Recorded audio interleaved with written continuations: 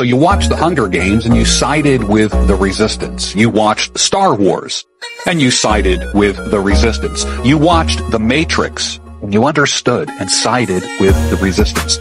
You watched the movie Divergent and you sided with the resistance. You watched V for Vendetta and you cheered on the resistance. When it's fiction, you understand and you side with the resistance. Yet when it's happening to you in real life, right now, in the news, in the world, right now, you refuse to see it. When it's the reality that you are living in, you're afraid to resist in real life. Blows my mind.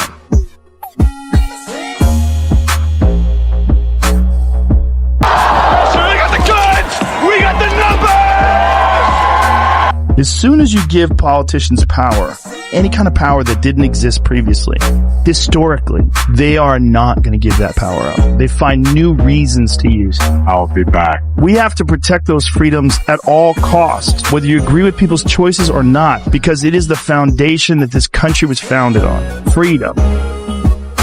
This idea of freedom, there's so many people that think it's frivolous, it's not important, it's not the main thing that we should be focused on, but it is the literal structure that allows this country to be so fucking amazing.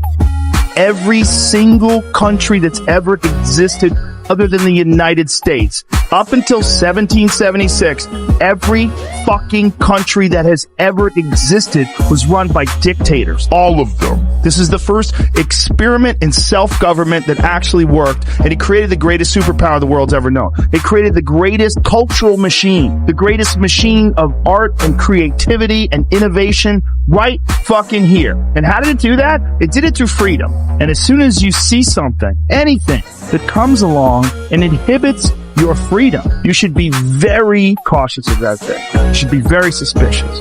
Because anything that comes along that can inhibit your freedom is, by definition, anti-American. We will not go quietly into the night. We will not vanish without a fight.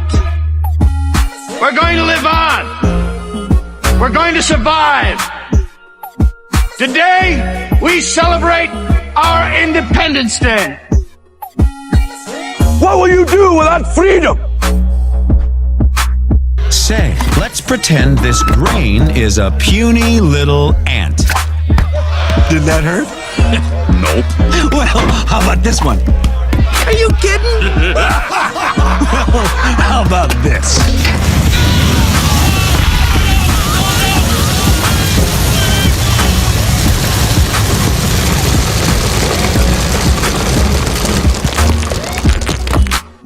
You let one ant stand up to us, then they all might stand up. Those puny little ants outnumber us 100 to 1.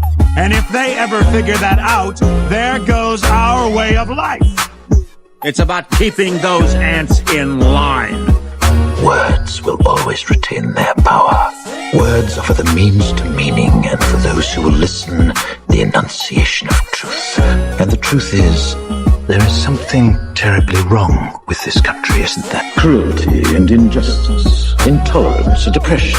And where once you had the freedom to object, to think and speak as you saw fit, you now have censors and systems of surveillance coercing your conformity. How did this happen? Who's to blame? Well, certainly there are those who are more responsible than others, and they will be held accountable. But again, truth be told, if you're looking for the guilty, you need only look into a mirror. I know why you did it. I know you were afraid. Who wouldn't be? War, terror, disease. There were a myriad of problems which conspired to corrupt your reason and rob you of your common sense. Fear got the best of you. Fight and you may die. Run and you'll live. At least a while. And dying in your beds many years from now. Would you be willing to trade all the days from this day to that for one chance, just one chance, to come back here and tell our enemies that they may take our lives, but they'll never take our freedom? Not everybody can be a robot polisher. Guys, I don't think any of us should have a gun. Yeah. Yeah. But one of us does, so The end.